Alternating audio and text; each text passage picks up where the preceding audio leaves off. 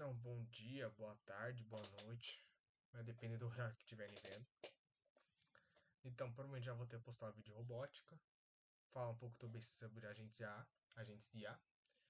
Então, onde eu tô tendo o meu foco profissional tanto em robótica quanto em inteligência artificial. No vídeo passado eu já falei que sou bacharelando em engenharia mecatrônica do IFSC.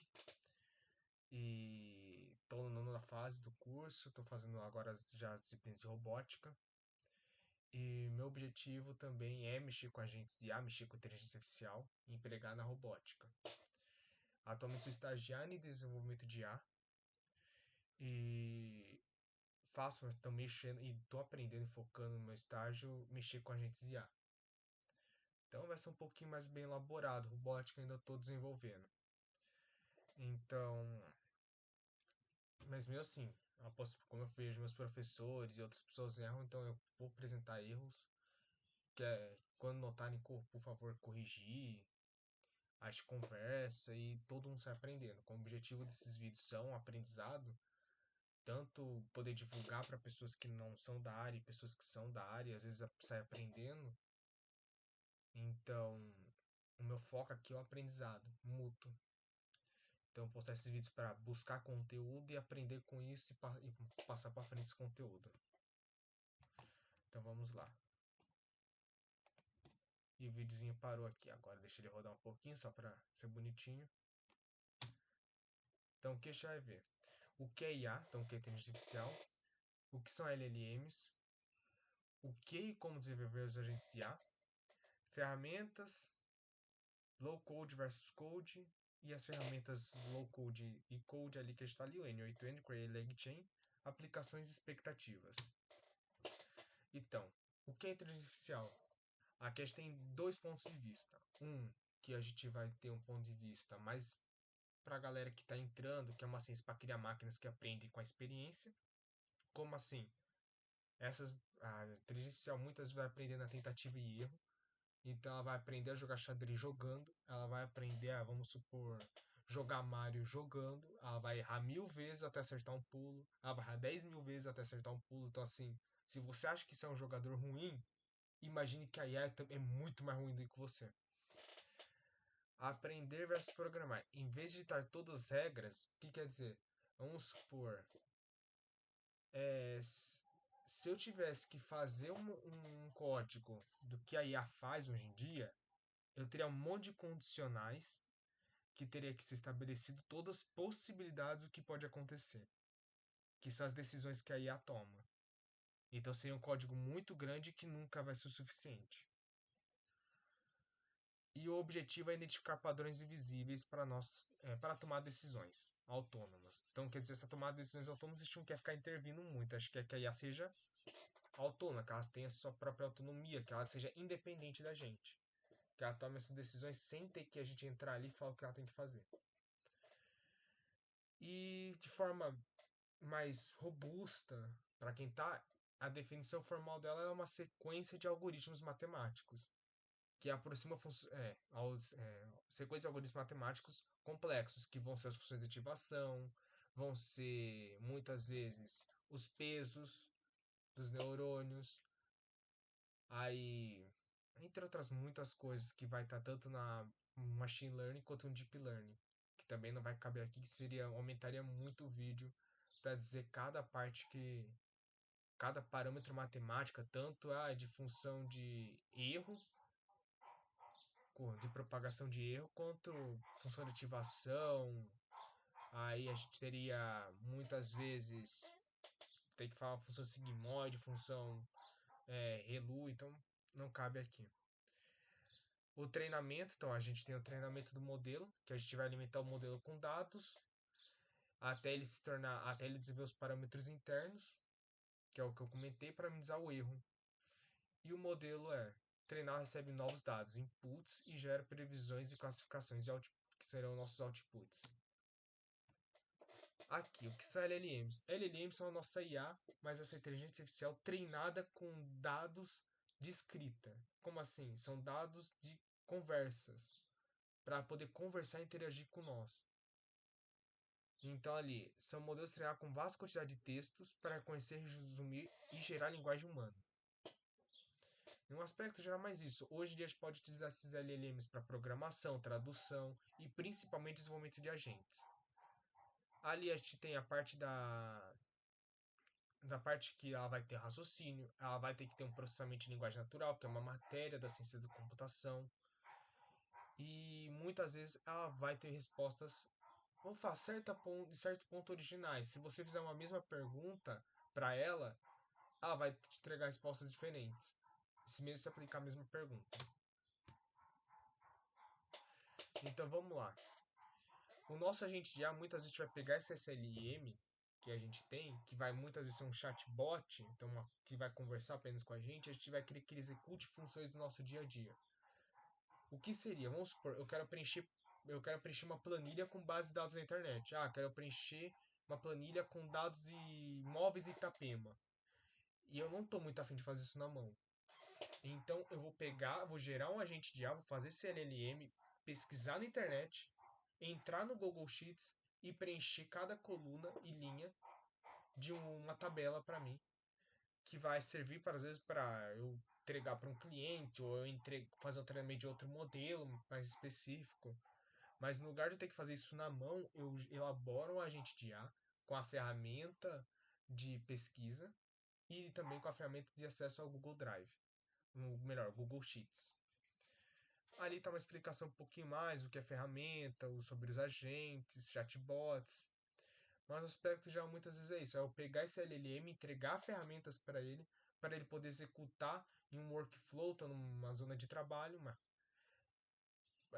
uma função específica. Ou múltiplas funções específicas que um LLM normal não conseguiria aplicar sem essas ferramentas. Essas ferramentas a gente pode gerar via código ou low code. E daí a gente entra aqui. Ferramentas para desenvolvimento. A gente pode gerar ferramentas por via do LangChain Cray ou N8N. Vamos entender um pouco sobre cada. Então a gente entra naquele conceito de low code à esquerda, que é o ligar bloquinhos, que é o N8N, e muitas vezes o code. Ficou um VS Code ali, que eu tentei ser um pouquinho na brincadeira de VS Code, então versus Code ali, VS Code. Que o code seria a gente programar, fazer linha por linha das ferramentas via código mesmo, no LangChain Cray.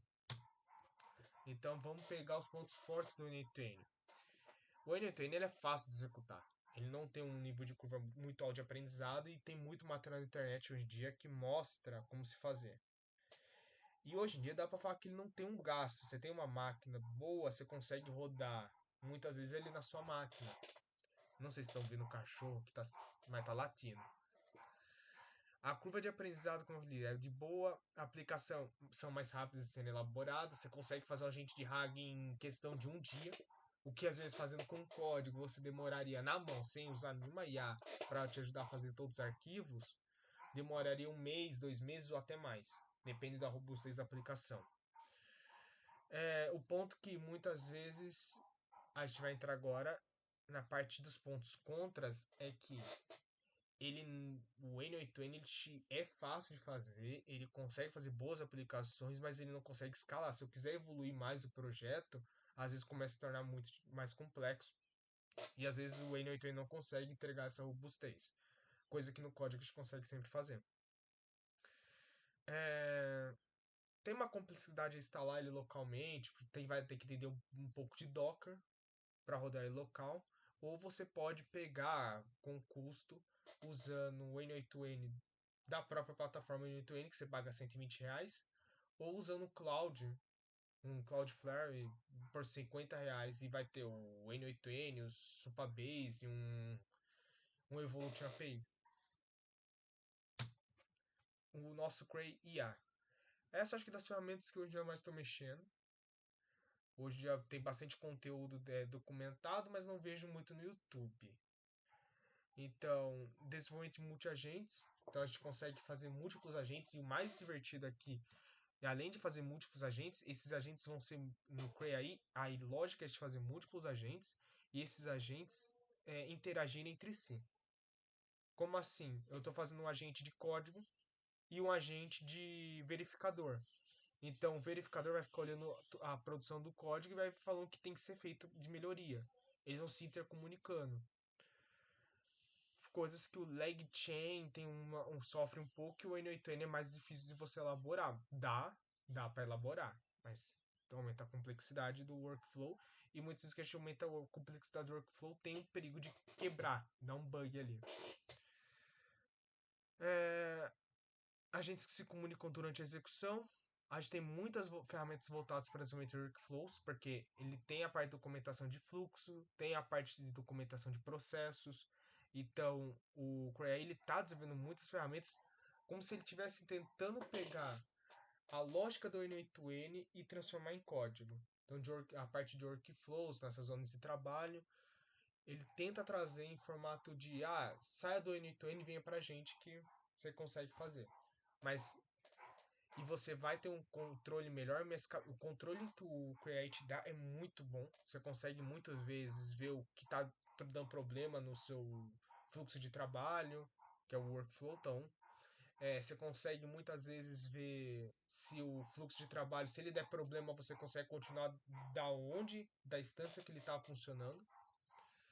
E mesmo assim, você consegue corrigir o erro e voltar sem perder muito tempo. Ponto negativo é que ele exige um alto nível de conhecimento. Você vai ter que aprender a codar Python e tu vai ter que aprender muitas vezes a mexer em APIs. E às vezes também mexer com Docker, mexer com ambiente. Vai ter que aprender a mexer com VS Code, vai ter que mexer com Envy, entre outras ferramentas. Como eu disse também no N8N, você evita. No N8N ele é bom porque você faz o projeto em um dia. Aqui você pode demorar semanas e meses.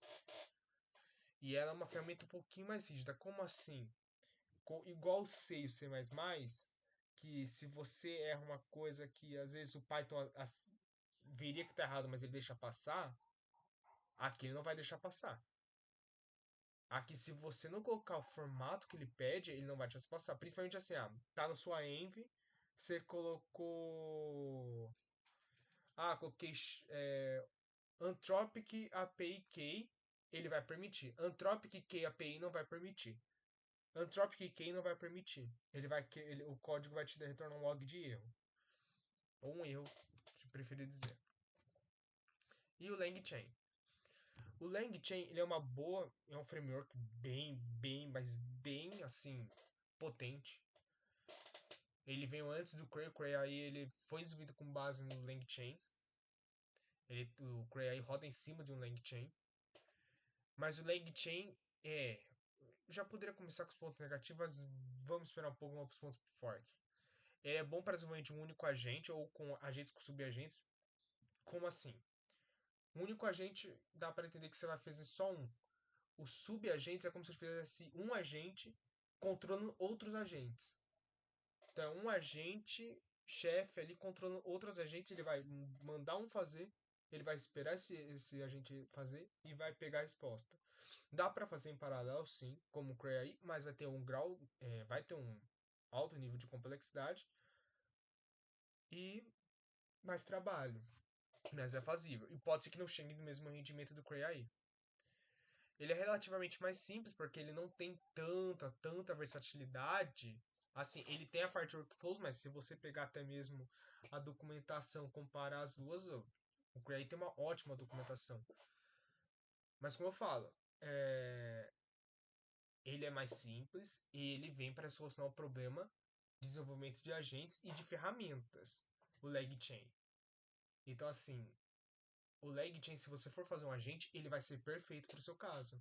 É a mesma coisa que eu pegar um martelo e querer martelar um parafuso. Ele vai ser ótimo. Agora, se eu tentar pegar vamos supor, uma chave de fenda para tentar martelar, eu vou sofrer. Pode dar certo, mas eu vou sofrer. Então, é de saber a ferramenta que está usando, as limitações dela e saber aplicar bem para resolver os problemas. Ela consegue resolver os problemas do Cray? Consegue. Ela vai entregar o mesmo rendimento? Possivelmente não. Boa parte dos workflows são sequenciais, mas também consegue fazer workflows que executam atividades em paralelo. Tem uma grande comunidade. O que isso quer dizer? Se tem uma grande comunidade, tem muitas soluções documentadas. Então a gente vai ter uma vasta biblioteca de soluções e a gente vai ter o mesmo conceito de mais domínio sobre a nossa aplicação. O ponto contra é que ele vai ter um alto nível de aprendizado comparado ao end-to-end, mas um nível de aprendizado menor que o Cray AI. Ele vai perder rendimento comparado quando a gente tem que executar múltiplos agentes. E algumas soluções podem apresentar bugs devido a atualizações escondidas. Como assim? Já teve projetos que muitas vezes uma biblioteca que você usou, é o legchain.to, estou dando exemplo, não é essa daí. Ela tem uma outra dependência da legchain propriamente dito. Esse legchain.tools ele sofreu uma atualização e agora não é .tools, é .tool traço alguma coisa. E com isso você dá bug, mas está lá dentro da biblioteca. Às vezes mudou a orientação objeto, então a função que você chamava. E ele começa a dar bug, você não sabe por que está dando bug. Ontem estava funcionando, hoje não está mais, depois da atualização. E muitas vezes eles não documentam muito bem isso. Aí você tem que caçar em fóruns para achar a solução desse bug. Isso é um dos problemas do LegChain que às vezes dá uma esquentada na cabeça, mas tem que saber resolver. Então, mais ou menos é isso. Achei para aplicações, hoje em dia aplicações de agenciar são muitas. Além de mercado, como eu falei no começo, tem de RAG. Hoje em dia, já pega o Cloud. A Cloud utiliza agentes para ajudar no desenvolvimento de código, dos códigos internos, de agendamento, administrativo, marketing. Então, assim, quando a gente pensa em aplicação dos agentes de IA, a gente tem muitas áreas. E até mesmo a gente pode ver futuramente aplicações de agentes de IA na indústria, em IoT,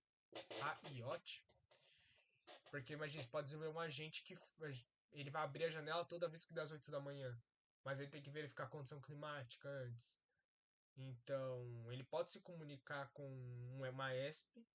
Então, na Raspberry Pi, ela vai estar ali o nosso agente, vai estar rodando ali, ele faz uma consulta na internet, viu que tá sol, viu que é um bom horário, ele manda um comando para a ESP, a ESP abre, dá um comando para os motores, serve o motor de passo, abriu a sua janela.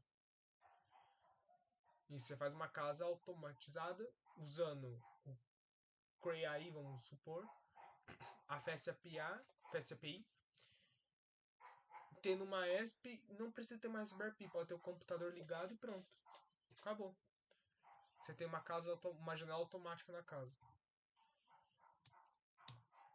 E expectativas dos agentes de IA a IA está crescendo todo dia. Então, toda vez está saindo um assunto novo de inteligência artificial. Então, expectativas é que esses agentes IAs vão cada vez mais tomar mais tarefas no nosso dia a dia. Então, ele vai auxiliar na automação de muitas tarefas, dentro de casa, no trabalho, até mesmo tarefas para auxiliar no lazer. Falar, vamos supor, procure um filme para mim, sabendo toda a minha história de vida. Pode ter agentes IA na parte médica, que vão ser os médicos portáteis, e entre outras coisas. Então, assim, a expectativa dos agentes IA é um bom desenvolvimento porque a IA está desenvolvendo. Hoje a gente vê cada vez mais as inteligências artificiais desenvolvendo cada vez mais. Hoje, dá pra falar que no final do ano passado, então no final de 2025, a gente viu o Gemini 3 vir, ChatGPT 5.1 e 5.2, o Cloud com 4.5, o Cloud Opus e o Sonnet 4.5. Então, assim, eu dou destaque para esses três porque eu mexo mais com esses três. Mas também o DeepSeek vem crescendo, o Manus agora que foi comprado pela Microsoft. Então, assim, muitas coisas estão para vir na parte de IA. Então, é ficar ali. Eu não sei se, na verdade, se o Manus foi comprar para Microsoft ou Meta. Isso eu não posso confirmar ainda. Mas muitas coisas estão para crescer nessa área de inteligência artificial e muita coisa grande para vir. A agente de IA não vai estar por fora. Então, como eu falo, obrigado por ver, por assistir. Uma coisa que eu não falei muito no aprendizado de robótica. Foi o primeiro, então eu estava um pouco assustado. Provavelmente eu vou trazer 2 vídeos por semana, um sobre robótica, um sobre agentes de IA. Pode ser que eu traga um terceiro sobre fazer treinamento de máquina, de um Gema na VSTAI, trazer ferramentas e estudo como o Notebook LM para quem não conhece, e muitas vezes também trazer comentários sobre artigos, talvez IoT também, conhecimentos de IoT que eu vou vir estudando, entre outras coisas. Também, se tiverem comentários, se quiserem um vídeo de controle, quero um controle PID, porque eu tô na faculdade, essas coisas. Só comentar que dá pra encaixar ali. Ademais é isso, obrigado pelo tempinho que tirou para dar uma olhada no vídeo, pelo comentário muitas vezes para melhorar o conhecimento de todo mundo aqui, e às vezes pelo like aí, deixa o like para auxiliar no desenvolvimento desse projeto. E peço desculpa às vezes se o som estiver ruim. O fone não tá muito bom, tem que dar uma olhada em um novo. Mas, ademais é isso. Valeu.